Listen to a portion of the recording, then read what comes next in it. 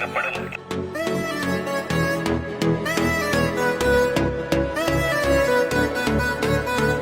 வீட்ல இருக்கீங்களா?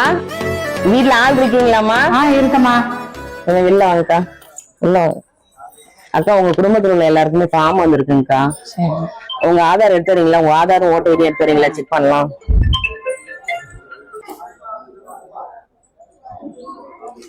எல்லாத்தோட ஓட்டு ஐடி எடுத்து வந்துட்டீங்களாக்கா?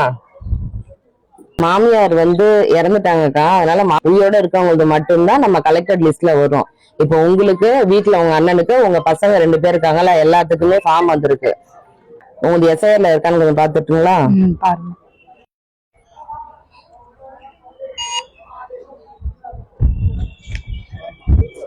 ஃபார்ம்ல வந்துருச்சுங்கக்கா. உங்க எஸ்ஐஆர் கீழேயே உங்க பையன் உங்க பொண்ணு எல்லாத்தையுமே கொண்டு வந்துடலாம். இப்போ நீங்க ஃபில் பண்ணி எங்களுக்கு கொடுக்கணும்க்கா. சரிம்மா. ஃபில் பண்ண தெரியாதுமா, படிக்கல. நீனே ஓகேங்கக்கா.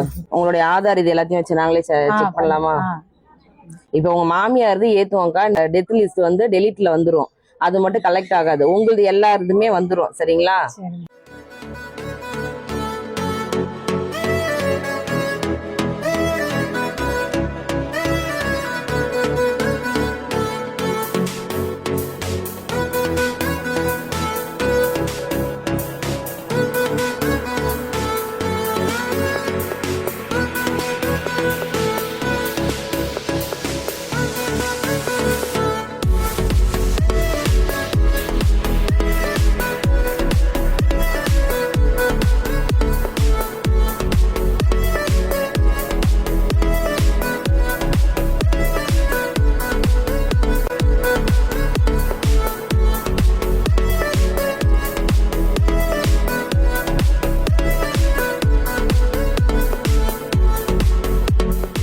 வணக்கம்.